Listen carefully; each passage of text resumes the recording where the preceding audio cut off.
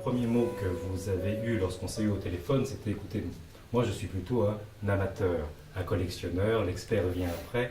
Une question excessivement simple, d'où vient cet amour de la bande dessinée?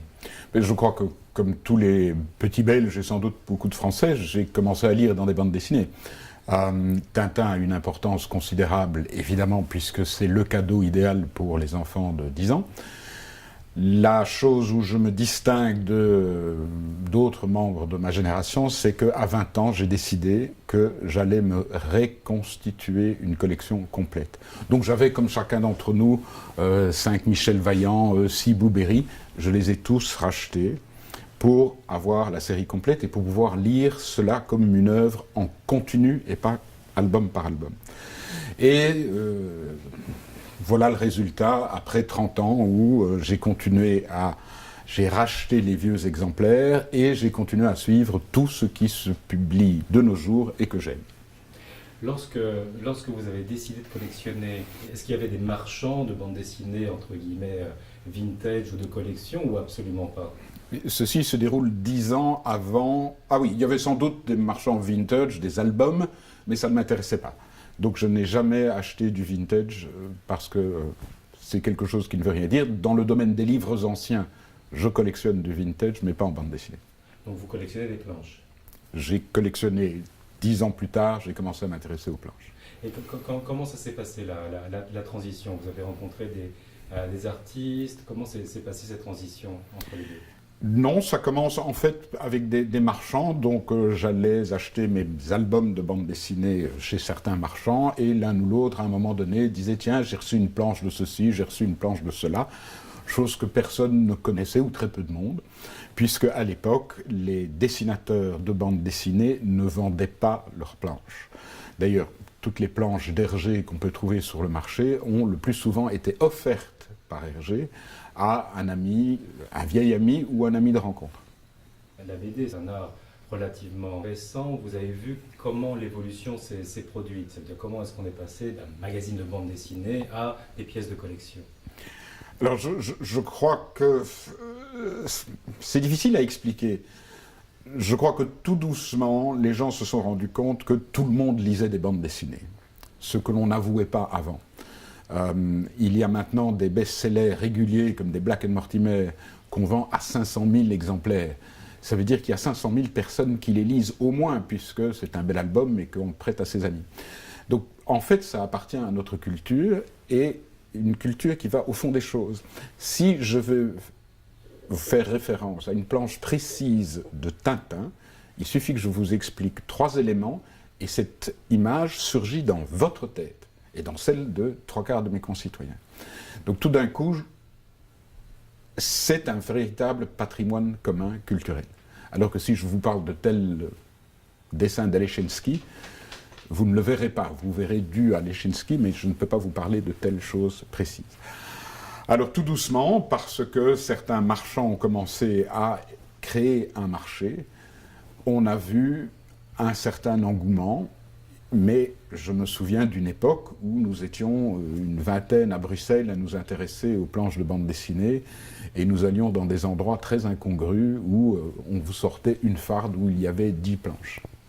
Maintenant, on peut aller chez Christie's et Sotheby's, le champagne est peut-être meilleur, les copains sont toujours là, mais il y a d'autres acheteurs qui sont venus. C'était il y a combien de temps à peu près? Alors moi j'ai commencé à acheter mes premières planches au début des années 80.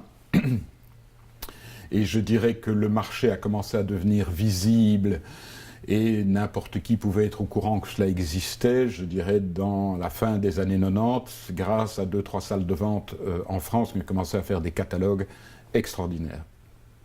Mais ça ne vous empêche pas de continuer à acheter des planches à des prix fort raisonnables.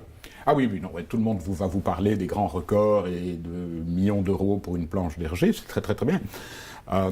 Mais hier, j'ai mis 2 enchères pour 2 planches et l'une était à 650 € et l'autre à 1000 €. Donc nous ne parlons pas de sommes considérables. Quelle est pour vous la fonction d'expert? Alors, il faut s'entendre sur ce qu'est un expert. Dans le vocabulaire courant, un expert, c'est quelqu'un qui sait et qui vous dit « c'est comme ça ». C'est pour ça que je préfère dire amateur, parce que dans le monde de la bande dessinée, les archives n'existent pas encore.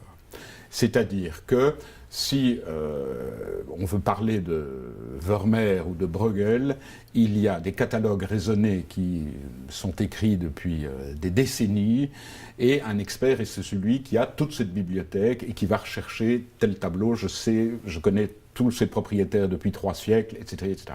En bande dessinée, on ne sait quasi rien, parce que c'est une génération qui vient de commencer. Et ça, c'est mon bonheur, j'étais présent à la création, j'étais dans la genèse de quelque chose. Ça, c'est un bonheur personnel. Ceci dit, qui sait que tel jour, Giraud était fatigué, devait partir en vacances et devait quand même rendre des planches pour une histoire de Blueberry. Et il a téléphoné à son ami J.G. pour lui demander de faire les 2 planches qui sont insérées dans un volume de Giraud. J.G. a signé ces planches, celle-là. Dans un autre exemple, par exemple, d'un album de Franquin, on sait que c'est Robat qui a dessiné une série de choses. Qui le sait? Le milieu. Et dans un livre d'entretien avec Franquin, il le reconnaît d'ailleurs. Mais c'est une information qui n'a pas encore circulé. Alors maintenant, ce qu'il va falloir faire, c'est des catalogues raisonnés de toute l'œuvre de l'un ou l'autre artiste, et que l'on puisse voir ce que c'est que les planches. Alors, je veux juste préciser, une planche, pour moi, c'est un dessin complet, avec un processus narratif, tout le monde connaît ce genre de choses, qui a été publié. Je ne collectionne absolument pas les dessins. Donc si quelqu'un a fait un très beau dessin, je ne serais pas intéressé, parce que quand a-t-il été fait, etc. Ici, je peux vous donner les dates, les livres sont là, les originaux sont ici. Est-ce qu'il y a parce que c'est fascinant ce que vous êtes en train de raconter, puisque vous parlez de faire des catalogues raisonnés, et à vous entendre, on a l'impression que tout reste à faire. Oui, tout reste à faire. Ça, il y a très longtemps, il y avait une petite revue qui s'appelait Les Cahiers de la bande dessinée, qui donnait des interviews, il y avait des articles, certains écrits par des gens qui vont devenir des sommités dans le domaine psychologique, et ils ajoutaient un petit catalogue raisonné de toutes les publications. Donc il y avait 6-7 pages totalement austères, telle planche a été publiée tel jour, dans tel album, telle planche. Cet effort s'est perdu il y a 25 ans, 30 ans. Mais vous prenez les grands livres sur Franquin, sur Cuvelier, etc., les détails précis ne s'y trouvent pas. Tout ça va devoir être fait. On ne sait pas où sont les planches des 3/4 des auteurs. La famille J.G. a beaucoup vendu après le décès de J.G. Personne ne sait où se trouvent les planches, sauf certains marchands qui se souviennent qu'ils les ont vues passer il y a 10 ans, 15 ans. Donc tout est dans des mémoires humaines pour l'instant.